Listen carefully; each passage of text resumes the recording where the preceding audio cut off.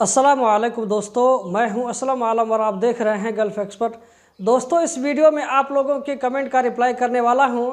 आप लोगों की तरफ से बहुत सारे सवाल आते हैं, उसमें से मैं कुछ सवालों का जवाब देने वाला हूं, तो इस वीडियो को लास्ट तक ज़रूर देखें। नेक्स्ट आने वाली वीडियो में आप लोगों को बताऊंगा कि कतर में जो वर्ल्ड कप होने वाला है, इसके लिए वॉलंटियर में काम करने के लिए कैसे अप्लाई कर सकते हैं। तो हम चलते हैं आज की वीडियो की जानिब और यहाँ पर लेते हैं आज का पहला सवाल। आज के पहले सवाल में एक भाई ने पूछा है, भाई आप कतर के बारे में वीडियो बनाते हो, बड़ी अच्छी बात है, लेकिन कंपनी लेबर को सैलरी नहीं देती है, इसके बारे में नहीं बताते हो।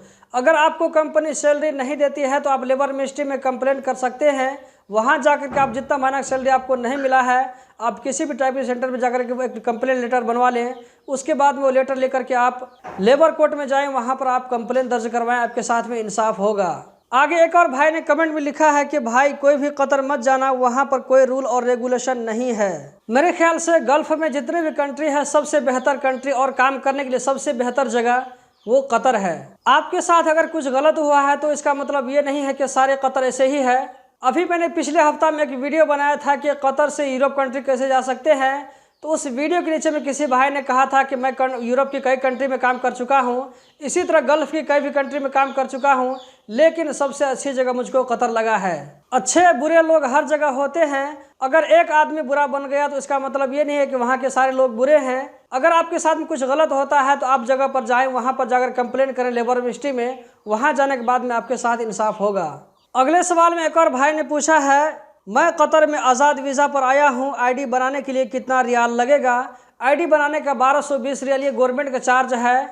असल में ये फीस 1200 रियाल ही है, लेकिन आपको पोस्ट ऑफिस का 20 रियाल पे करना पड़ता है, तो टोटल 1220 रियाल हो जाता है। सरकारी फीस यही है। ऊपर से अगर और भी ज़्यादा अगर फीस अगर कंपनी वाला डिमांड करता है या मंदूब डिमांड करता है तो वो उसका खुद का फीस होगा। अगले सवाल में एक और भाई ने पूछा है, लगता है ये बिल्कुल जो है नए आए हुए हैं कतर में, तो उन्होंने इस तरह का सवाल किया है, कतर में मेरी सैलरी 1200 रियाल है, तो इंडिया के हिसाब से कितना पैसा हो जाएगा, प्लीज़ बताइए। इसका जवाब देने के लिए मैं आपको लैपटॉप की स्क्रीन पर लेकर चलता हूं और वहीं पर मैं आप लोगों को लाइव शेयर करता हूं कि आप लोग अगर आपका सैलरी 1200 रियाल है तो इंडिया कितना पैसा होगा। मैं यहाँ पर गूगल में लिखता हूँ 1200 रियाल कतरी टू इंडिया। यहाँ पे आप देख सकते हैं 1200 कतरी रियाल का 25,137 रुपया दिखा रहा है। आज जो डेट है 28 मार्च 2022 और टाइम जो हो रहा है कतर का टाइम 8:49। तो दोस्तों इसका रेट घटता बढ़ता रहता है। अगर इसका रेट घटेगा तो 25,000 से कम हो जाएगा थोड़ा सा, अगर इसका रेट ज़्यादा होगा तो 25,000 से थोड़ा सा ज़्यादा हो जाएगा। अगले सवाल में एक और भाई ने पूछा है, भाई हम अपनी फैमिली लाना चाहते हैं, क्या करें। मैं बाइक मैकेनिक हूँ तलबात अलवकरा में। अगर आपकी सैलरी कम से कम 6,000 रियाल मंथली है तो आपको फैमिली विजिटिंग वीज़ा आसानी से मिल सकता है। इस बात की पूरी पॉसिबिलिटी है। अगर इससे आपकी सैलरी कम है तब तो फिर आपको सोचना पड़ेगा। और दूसरी बात यह कि कंपनी वाले भी आपको एनओसी देना चाहिए आपको फैमिली वीज़ा अलाउ करने के लिए। अगर आपकी सैलरी 6,000 रियाल से कम है तो इस सूरत में आप अपनी वाइफ को ऑन अराइवल वीज़ा पर मंगा सकते हैं। या ये कि कतर में कुछ ऐसी कंपनी भी होती है, कुछ ऐसी ट्रैवल एजेंसी होते हैं, कुछ ऐसे होटल होते हैं जो कि विजिटिंग वीज़ा इशू करते हैं, तो उस होटल वाले से, उस एजेंसी से आप अपनी फैमिली के लिए विजिटिंग वीज़ा ले सकते हैं 2-3 महीना के लिए। ऑन अराइवल वीज़ा सिर्फ इंडिया और पाकिस्तान वालों के लिए है, नेपाल बांग्लादेश के लिए, श्रीलंका के लिए नहीं है। अगले सवाल में एक और भाई ने पूछा है, क्या इंडिया वालों को कतर में सरकारी नौकरी मिलती है। जी बिल्कुल मिलती है, कोई दिक्कत की बात नहीं है। जब मैं वहाँ पर कतर में था तो कतर में बहुत सारे ऐसे लोग जो कि इंडियन भाई थे, तो वो जो पासपोर्ट ऑफिस में, यहाँ पर लेबर ऑफिस में, इस तरह के जो है बलदिया में बहुत सारे जगहों पर काम किया करते थे। लेकिन ऐसे लोगों को हाई पोस्ट नहीं मिलता है। जो हाई लेवल का जो पोस्ट होता है, जो जॉब होता है, वो सिर्फ कतरी लोगों के लिए है। छोटा छोटा जो जॉब होता है वो सब खारजी लोगों को मिलता है। अगले सवाल में एक और भाई ने पूछा है, कैसे अप्लाई करेंगे, इसके ऊपर एक वीडियो बनाएं। मैं सिक्योरिटी गार्ड में काम करता हूं, क्या मैं अप्लाई कर सकता हूं। अप्लाई कर सकते हैं, कोई दिक्कत की बात नहीं है। जैसे आपने बताया कि सिक्योरिटी गार्ड में आप काम कर रहे हैं, तो आपको कंपनी वाले छोड़ेगी या नहीं छोड़ेगी आपको ये खुद डिसाइड करना है, क्योंकि आप बिना कंपनी जो है मर्जी के आप वहाँ जाकर काम नहीं कर सकते हैं। और अप्लाई कैसे करना है तो इसके ऊपर मैं जल्द ही वीडियो इंशाल्लाह होगा तो मैं आज ही दूसरी वीडियो अपलोड कर दूंगा, तो आप लोग थोड़ा सा और वेट कर लीजिए। इसी तरह जो लोग कंपनी में काम कर रहे हैं और वो वॉलंटियर में अगर अप्लाई करना चाहते हैं तो आप पहले ये सोच लें कि उस टाइम में कंपनी वाले आपको छोड़ेगी या नहीं छोड़ेगी, ये बात आप जहन में रख लें पहले से। आप ऐसा भी कर सकते हैं कि अप्लाई करने से पहले आप कंपनी वाले से बात कर लें कि मैं वॉलंटियर में अप्लाई कर रहा हूं, अगर मुझे अप्रूवल मिल जाता है तो वर्ल्ड कप में मैं वॉलंटियर का काम करूंगा। अगले सवाल में एक और भाई ने पूछा है, हाउस ड्राइवर फिनिश जाने के बाद 2 साल की नो एंट्री लगती है या नहीं लगती है, प्लीज़ भाई बताना।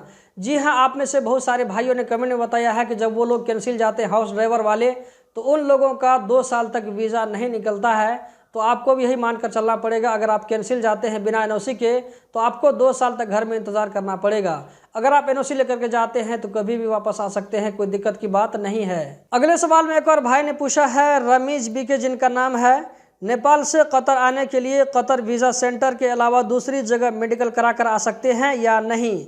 मैं कतर एयरवेज से भेजूंगा बोलकर 4,500 रुपये में क्यूबीसी से बाहर मेडिकल करवाया है एजेंट ने। अगर आप कतर वर्क वीज़ा में आ रहे हैं, वर्क वीज़ा जो कि कंपनी की होती है, अगर उसमें आप आ रहे हैं तो आपको कतर वीज़ा सेंटर में ही मेडिकल करवा करके आना होगा। कतर वीज़ा सेंटर से आप बाहर जितनी मरतबा मेडिकल करवा ली, इसका कोई फ़ायदा नहीं है। और आप जैसे बता रहे हैं कि आपको एजेंट ने बताया है कि 4,500 में कतर वीज़ा सेंटर से बाहर मेडिकल करवा करके कतर एयरवेज से भेजेंगे, तो इस सूरत में हो सकता है कि वो आपको वर्क वीज़ा नहीं देगा, बल्कि आपको मल्टी एंट्री वीज़ा देगा, जो कि एक काम ही का वीज़ा होता है, लेकिन वो एक जो है लिमिटेड वीज़ा होता है। उस वीज़ा में 3 महीना, 4 महीना, 6 महीना रहने के बाद में आपको कतर से वापस भेज दिया जाएगा। अगले सवाल में एक और भाई ने पूछा है, मेरा पासपोर्ट एक्सपायर हो गया है, क्या मैं पाकिस्तान ट्रैवल कर सकता हूँ। जी बिल्कुल नहीं कर सकते हैं। अगर आपके पासपोर्ट में 6 महीना से कम डेट है तो आपको ट्रैवल करने के लिए दिक्कत हो सकती है। इसीलिए आपका पासपोर्ट में जैसे ही 1 साल से कम डेट बचता है तो आप रिन्यू करने के लिए तैयारी इसकी शुरू कर दें। बहुत सारे एयरपोर्ट ऐसे हैं कि अगर पासपोर्ट में 6 महीना से कम डेट रहेगा तो आपको वहां पर एंट्री नहीं मिलेगी। तो इस बात को आप लोग ज़रूर ध्यान में रखें। तो आप पहले पासपोर्ट रिन्यू करवाएं, उसके बाद में आप पाकिस्तान ट्रैवल कर सकते हैं। आज के आखिरी सवाल में एक भाई ने पूछा है, भाई मैं कतर आया हूं, गलत काम में लगा दिया है, मैं घर जा सकता हूं या नहीं जा सकता हूं। बिल्कुल आप जा सकते हैं, लेकिन इसका जो लीगल प्रोसीजर है वो आपको कंप्लीट करना पड़ेगा। आप जैसे बता रहे हैं कि आपकी कंपनी ने आपको गलत काम में लगा दिया है, तो वो कौन सा गलत काम है, इसके बारे में आप लेबर मिनिस्ट्री को बताएं, वहां पर जाकर कंप्लेन करें। उसके बाद में आप जो है लेबर मिनिस्ट्री आपके लिए डिसाइड करेगा। अगर कंपनी वाले आपके एग्रीमेंट में जो काम लिखा हुआ है उस काम के अलावा दूसरा काम आपको दे रही है, तो ये कंपनी वाले की गलती है, आप वहां पर जाकर कंप्लेन कर सकते हैं, आपके हक में डिसीजन आएगा। तो दोस्तों यही थी आज की वीडियो, उम्मीद करता हूं बहुत पसंद आई होगी। कतर के बारे में रोजाना इसी तरह की इन्फॉर्मेटिव वीडियो देखते रहने के लिए चैनल को सब्सक्राइब करें, इस वीडियो को लाइक करें। वीडियो देखने का बहुत बहुत शुक्रिया।